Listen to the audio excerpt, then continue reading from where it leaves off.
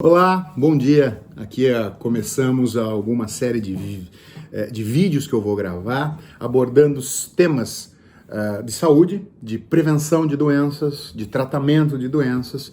E hoje eu vou começar com uma situação que cada vez é mais frequente: doença do refluxo gastroesofágico. Podemos dizer que a doença do refluxo gastroesofágico, apesar do nome doença, é uma situação onde o ácido gástrico consegue subir para o esôfago, causando sintomas dos mais variados, sendo os mais frequentes: tosse frequente, persistente, dor no peito, azia, sensação de má digestão e a queimação que sobe até a garganta. Esses são os mais frequentes. De maneira geral, a doença do refluxo gastroesofágico ela acontece por um alargamento, uma fraqueza do esfíncter inferior do esôfago, do músculo que separa esôfago de estômago. Quando este músculo ele fica entreaberto, e não deveria sê-lo, o ácido consegue subir, ou em pé ou deitado. Obviamente, deitado piora. É importante dizer que, por vezes, o paciente ele pode ou não ter hérnia de hiato. A hérnia de hiato é quando um pedacinho do estômago sobe para dentro do tórax. Exato.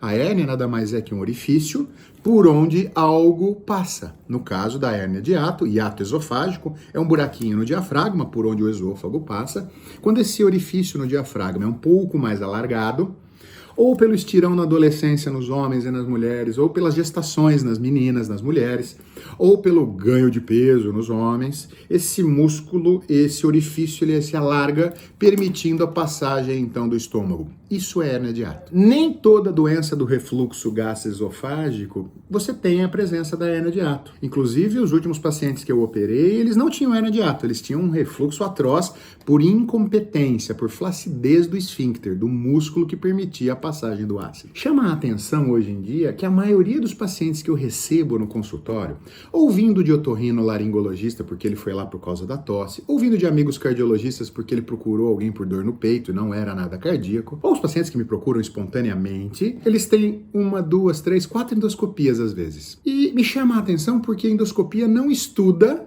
o funcionamento do esôfago nem do esfíncter do esôfago. Isso é um grande erro que me incomoda bastante, mesmo porque isso é uma orientação dada na faculdade. É uma formação, faz parte da formação básica dos médicos. Não precisa ser gastrocirurgião como eu para saber que, para estudar o funcionamento do esôfago e do esfíncter inferior do esôfago, responsáveis pelo refluxo, a endoscopia não é o exame indicado. Ela simplesmente vê a queimadura, a presença ou não de uma úlcera, a presença ou não de uma lesão pré-maligna ou maligna, a presença ou não de um pólipo, ok? O que estuda verdadeiramente o funcionamento esofágico, afastando até outras doenças que depois eu vou abordar, que podem simular refluxo, é o raio-x contrastado de esôfago, estômago e duodeno, o raio-x EED, antigo, mas extremamente eficaz quando você tem um radiologista experiente, a pH-metria esofágica e a manometria esofágica. Muitos me pedem a cintilografia esofágica. Para o adulto ela não é tão boa, mas é válida também. Menos demorada, mas menos chata de ser feita. É importante ressaltar que a endoscopia, então, sozinha não tem como avaliar o funcionamento adequado da musculatura esofágica e nem do esfíncter inferior do esôfago. Ok? Frente a isso, hoje também existem fluxogramas de ideal tratamento para a doença do refluxo gastroesofágico, levando-se em consideração aquela pessoa com aqueles sintomas, aquela idade com aquele peso e aquelas medicações que faz uso, o resultado da endoscopia aliada a raio-x EED, a pH-metria e a manometria. Só após isso, você vai junto com o paciente decidir ou por tratamento clínico intermitente, tradução, medicações de tempos em tempos, porque não há nada a ser curado, há algo a ser controlado, que são as queimaduras. Medicação direto, tem pacientes que não conseguem ficar 1 semana, 3, 4 dias sem a medicação, ou e muito objetivamente, conforme os resultados, sobretudo da pH-metria e da manometria, o tratamento cirúrgico por laparoscopia ou cirurgia robótica, numa cirurgia de 20 minutos, estou falando do nosso grupo que faz isso maestralmente, rapidamente, em 20 minutos, a confecção da válvula antirrefluxo, que é uma dobra do estômago sobre ele mesmo, impedindo o refluxo gastroesofágico. Ou seja, o tratamento cirúrgico da doença do refluxo gastroesofágico tem uma indicação absoluta quando alterações específicas da pH-metria, da manometria, do raio-x-EED e da endoscopia em conjunto, aliada à sintomatologia do paciente. Obviamente,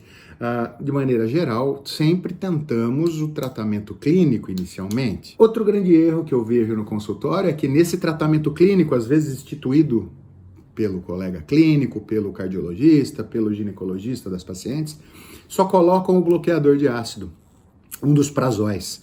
Dexilantoprazol, omeprazol, pantoprazol, lanzoprazol, rabeprazol, são todos primos irmãos, as moléculas são diferentes, não tem uma molécula melhor que a outra, tem uma molécula que se adapta àquele organismo melhor que a outra, tem uma diferença nisso. Mas não existe tratamento do refluxo gastroesofágico somente com o bloqueador de ácido.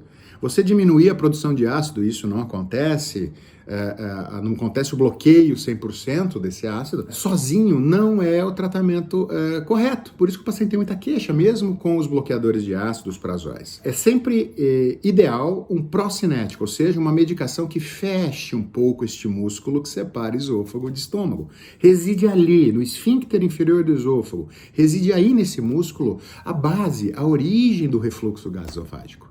Ok? Não o excesso de produção de ácido e muito menos o H. pylori.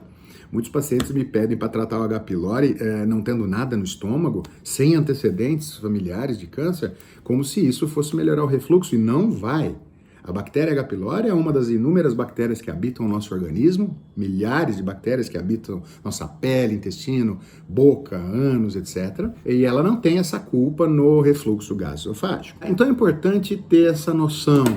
Num resumo agora de final de vídeo, para ele não se tornar chato, peço a vocês que clique aqui no inscrever-se, no siga, no sininho para receber as notificações. Nessa série de vídeos que eu vou estar postando, mostrando para vocês as nuances e a real ciência por trás das indicações de tratamento das afecções do aparelho digestivo como um todo, ou outras situações da nossa saúde. Então, um resumo final da doença do refluxo gastroesofágico acontece com ou sem hernia de hiato. É necessário sempre estudar o esôfago e o esfíncter inferior do esôfago, ou seja, a endoscopia sozinha não faz diagnóstico. E a manometria esofágica e o raio-x-EED, às vezes com a pH-metria esofágica, são exames determinantes para juntos, o médico e o paciente, nessa decisão conjunta, decidirmos pelo tratamento clínico intermitente, o tratamento clínico contínuo ou a opção cirúrgica definitiva, onde as taxas de recidiva são muito baixas, ok? Um abraço para vocês, até o próximo vídeo. Até logo.